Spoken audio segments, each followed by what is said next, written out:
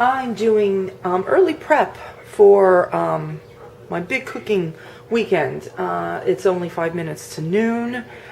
What I'm doing now is I'm putting together my meatballs for these meat puffs. They're very good. You make big meatballs with what I'll show you the ingredients here. You bake them for half hour, and then after you bake them, you simmer them in a sauce. It's like a sweet sour kind of sauce. Well, no, I don't want to say sour, but it's a. Anyway, you'll see it. You'll see all the ingredients. It's a good sauce. And then they simmer in that. I'm also going to bake a chicken today.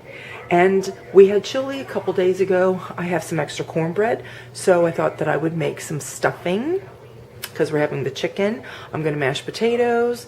I'm going to make green beans, and I'm going to do broccoli. I won't show you the broccoli or the green beans because the green beans, I just showed you this several weeks ago, and broccoli, I just, cook the broccoli with salt and pepper. But I will show you these meat puffs, and let's see, I'm not making any bread today because I still have soda bread left over from yesterday. I did 2 new recipes. I have an Irish soda bread recipe, but I've used that for years and years. I thought, let me try something different. I found a girl on YouTube. She's Irish, and I used her recipe. It just varies a little bit from what I already have. And then I made a raisin soda bread. A lot of times when you go to like the bakeries at your grocery store and they sell Irish soda bread, they're selling you the Irish soda bread that has raisins in it, but that's not like the traditional soda bread. Traditional Irish soda bread doesn't have raisins in it.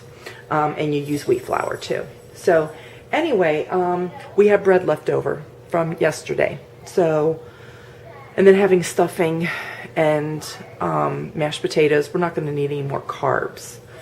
And then just those veggies. I don't know if I'm going to make a dessert or not. I will see. But anyway, let's get started with these meat puffs. So I'm going to beat 2 eggs.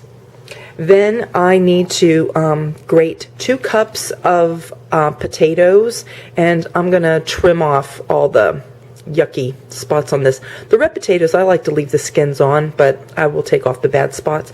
These were just regular white potatoes. I took the skins off. I'm going to grate 2 cups of carrots. And here's the recipe. Here it is. So it's 1.5 to 2 pounds of meat. 2 cups of grated carrots, grated potatoes, 2/3 cup of breadcrumbs, the 2 beaten eggs. You need 2/3 cup of evaporated milk, a cup of onion, or in my case I'll be using onion powder, 1 teaspoon of salt, 2 tablespoons Worcestershire sauce, 2 tablespoons of butter, melted 2 tablespoons of vinegar, 1 can of tomato soup, plus 1 can of water, but I'm going to do a variation on that.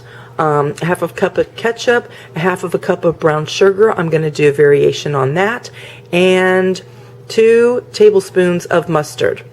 So these first 7 ingredients, you combine those to make the meatballs, and then from the Worcestershire sauce down to the mustard, that's what you're going to melt in a saucepan. So it's pretty easy. Then you bake the meatballs for 30 to 40 minutes. Then you put it in a Dutch oven with the sauce, and you simmer for about a half hour. So it's very, very simple. Okay, the reason why I put my eggs in first, because I grate my potatoes and then I cover them, mix them with the egg, because you know how potatoes will oxidize. And then I've got my carrots. Now I'm going to get my breadcrumbs and the evaporated milk and my salt and, my seasonings, and then put the meat in and get it all mixed up, and I'm just preparing it and getting it ready to roll them into balls. Okay, and this is what you get when you make these meatballs. I got 15 meatballs. I just roll them to the size of like a tennis ball or a little bit smaller. And so I got 15.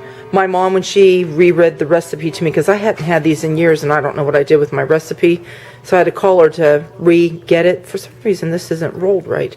Anyway, she told me, she said, you'll get 16 meatballs. Well, I got 15. Maybe if I made them a little bit smaller, but that's good because they fit really good on a cookie sheet. And don't be afraid to get them kind of close together. They're not cookies. They're not going to puff up, you know. If anything, you know, the grease is going to drain out, and that's why when you put them on a baking sheet, you want to put it, well, these are called jelly roll pans, but we call them cookie sheets or baking sheets. You want the sides up because grease is going to come out. So you don't want the flat ones with no sides, or you'll be in a lot of trouble. You'll have a very messy oven. So I'm going to cover those with my cling wrap and just stick them in the fridge.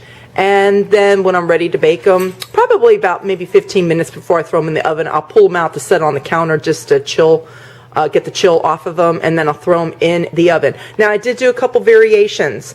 You know, when I make meatballs, I'm always telling you that I put like a half of a cup of water with beef bouillon because I like to give it that beefy flavor. Plus, I don't like meatballs that are real tough. I like them very, very tender, just like they almost melt in your mouth.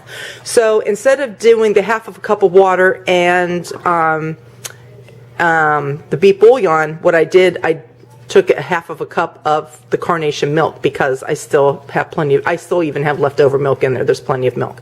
And then I did my teaspoon or so of the bouillon, and I added that. So they're nice and soft, and that's the way that I like them. And so when it comes time to do the sauce, obviously I'll show you how to do that.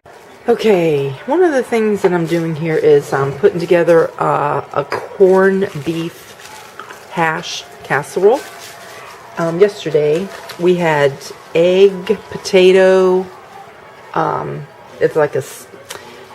it's called egg potato omelet. It's like a skillet casserole, and I got that in the bottom here. So there's eggs, there's potatoes, there's the butter, there's the salt and the pepper, so everything's been seasoned.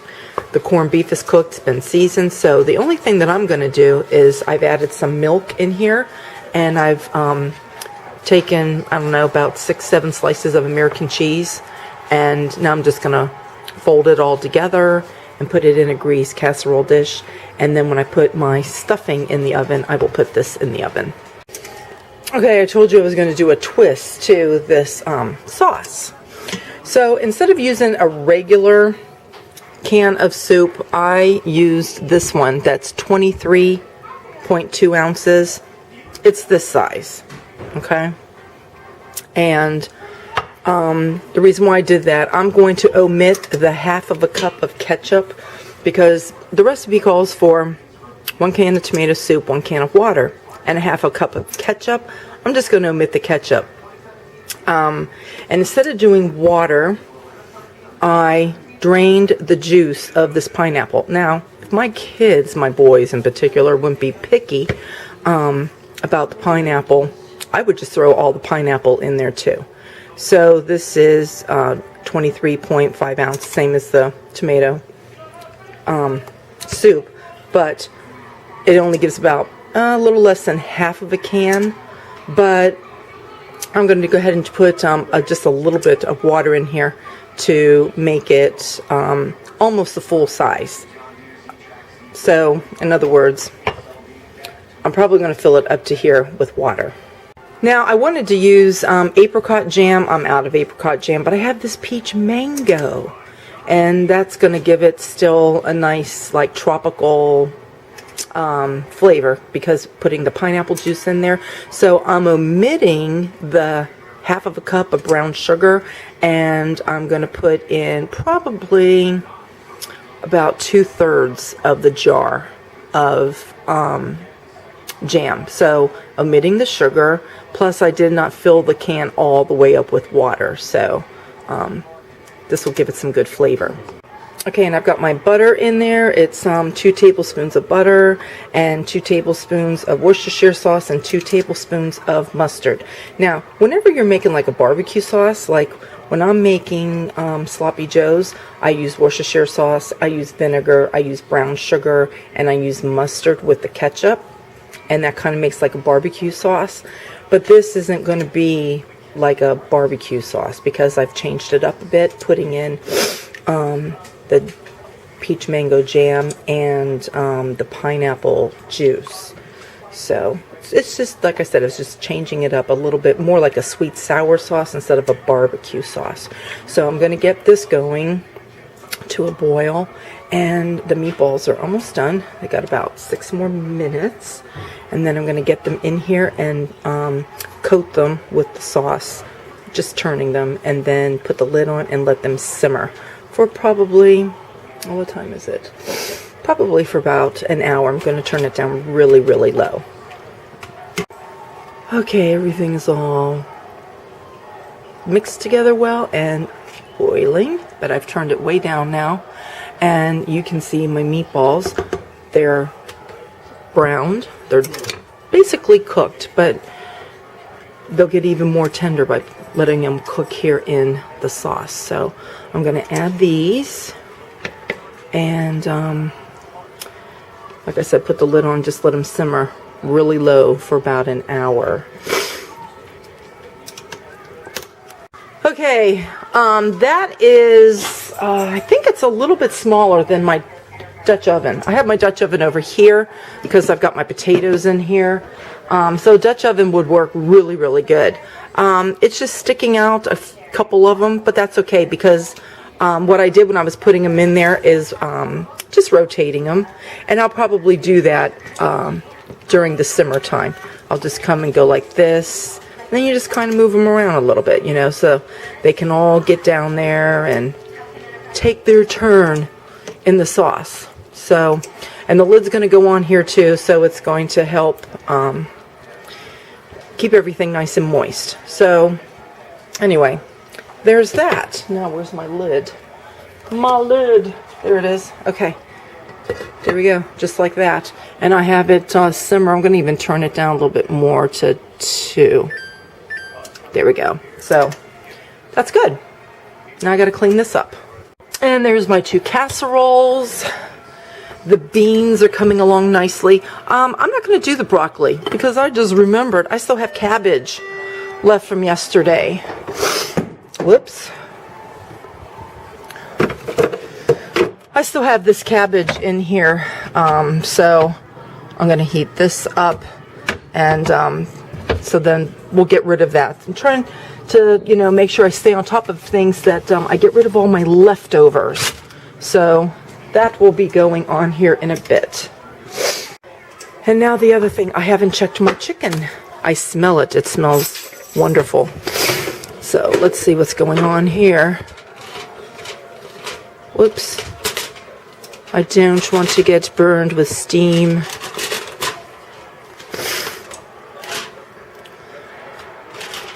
Okay, did you come out? Oh, look at that. It's doing very good. It's probably done. It just needs to brown. Let's see. You know what? I'm going to take this off. And I'm going to let it brown for a little bit. So, probably about another 20-30 minutes for that. And that's all done.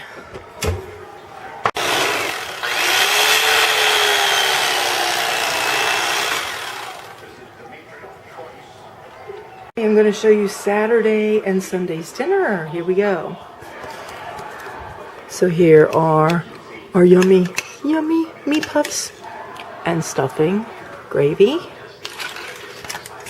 chicken, mashed potatoes, the rest of our cabbage from yesterday. This is the corned beef hash and green beans. Here we go. Thanks for coming along. I will see you guys next time.